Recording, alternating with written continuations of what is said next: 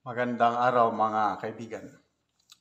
Pag-usapan natin ngayon ang isang pangyayari na kung saan ang ating presidente, mga cabinet members, ang Speaker of the House at 10, more than 100 na kongresista, may ginawa sa isang lugar na gumastos ng millions of pesos na kakaunti lang ang nakinabang.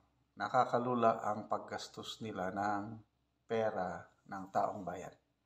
Okay, panoorin natin dito ang short video na ito, then magbigay ako ng reaction. Tawi-tawi.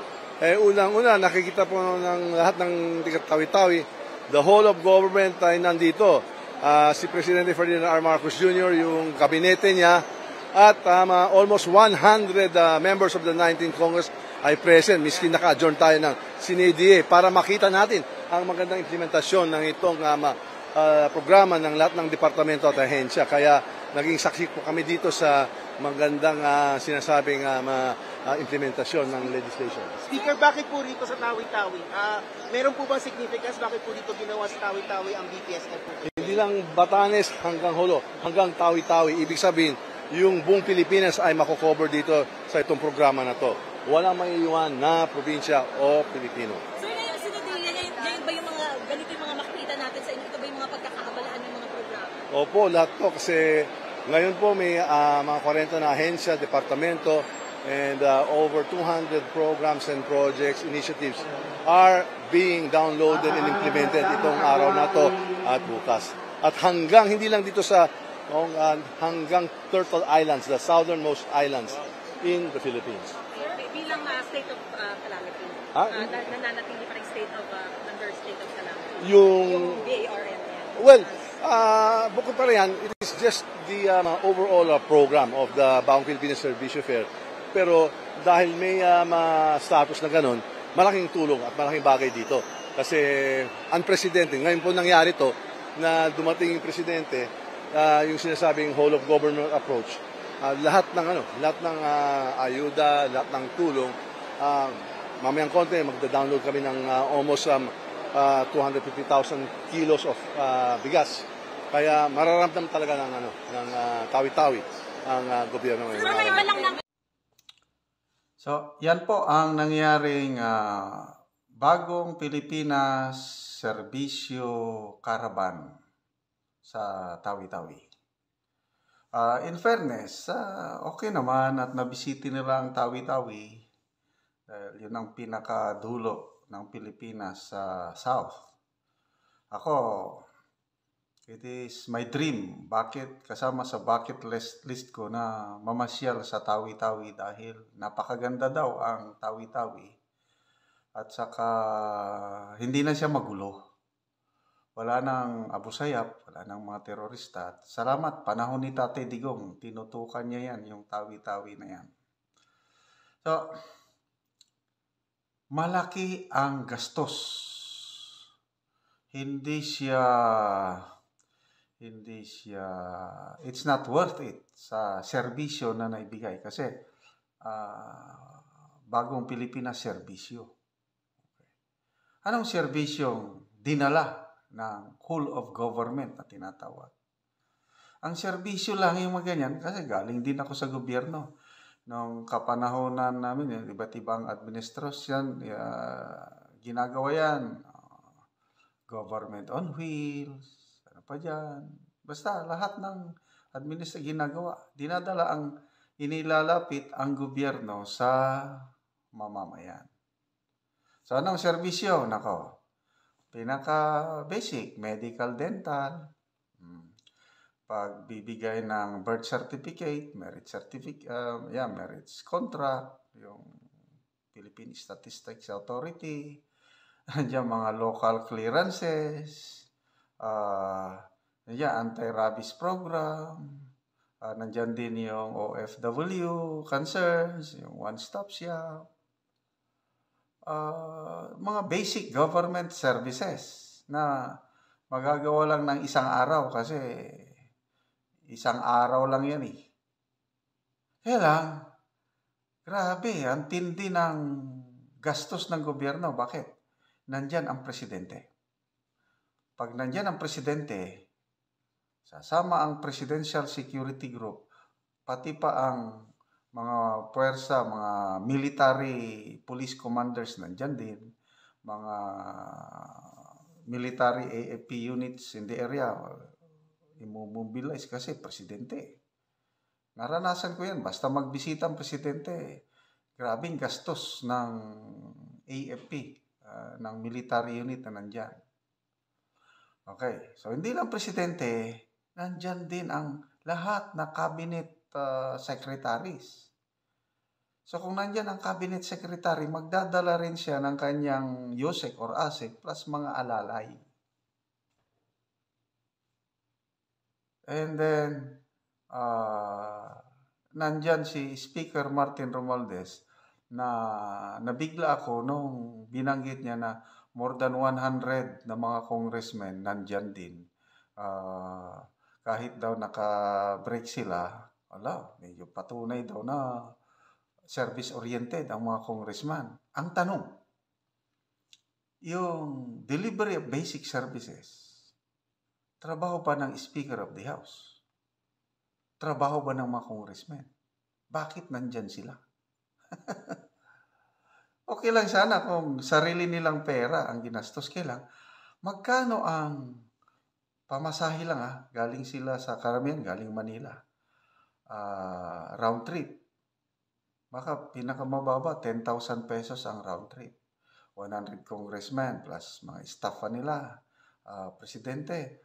Sa pamasahe lang dyan baka mababa, estimate ko lang ito, mababa yung 10 million, pamasahe lang yan, yung lahat ng yung whole of government na dinala doon, plus pagkain pa. And then, yun na, dito, okay lang sana ito kung talagang sincere ba na pag-serve. Kailangan, I'm sorry, personal opinion ko lang ito observation ko lang. Kanya-kanya tayong pananaw. Wala akong makitang sincerity sa mga sinasabi ni Speaker Martin Romualdez kung nagsasalita. Kikita ko yung motibo, there is an inner motive at wala akong makitang sinseridad. Ano yung motive? Yun na, yung presidential o prime minister ambition. Gustong-gusto niyang mangulo sa bansa. Kaya, may binanggit yan, card. Sabi ng media, sir, magbibigay ba kayo ng card? Yes, may card tayo. Kaya mag-download tayo ng 250,000 kilos of rice. Ang card po, ibig sabihin, cash assistance and rice distribution. Programa ni Speaker Martin Romualdez po yan. Nagbibigay ng bigas, nagbibigay ng ayuda, pera. Ang tanong, ulitin na natin ang tanong, trabaho ba ng Speaker of the House na magbigay ng ganyang ayuda? Hindi naman bakit niya ginagawa? Okay lang sana kung sarili niyang perang ginagastos. Pera natin yan Kaya, mabuti pa, lalong napapasama itong ginagawa ni Speaker Martin Romualdez. Dahil klarong-klaro ang kanyang political intention sa lahat niyang ginagawang ito na poros photo ops, pa-interview, lahat ng ginagawa niya. Sabi nga ni Professor Malotikia, halos araw-araw na lang nag-press release ang Office of the Speaker of the House, pa-interview sa media, para lang magkaroon siya ng awareness, malaman ng taong bayan anong ginagawa niya. Anong resulta?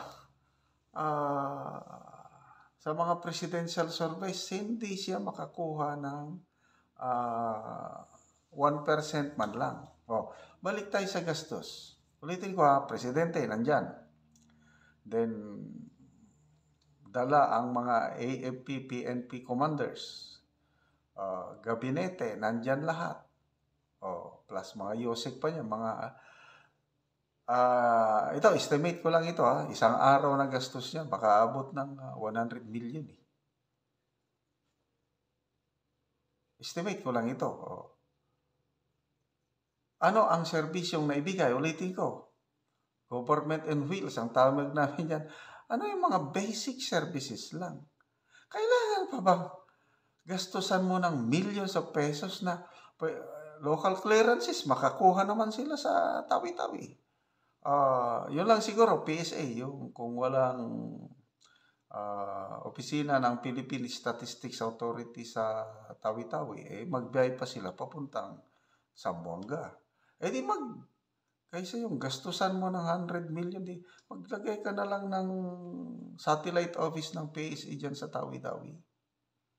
Ano pa? OFW, ganun din. Maglagay ng satellite office ng Dole para may one-stop shop.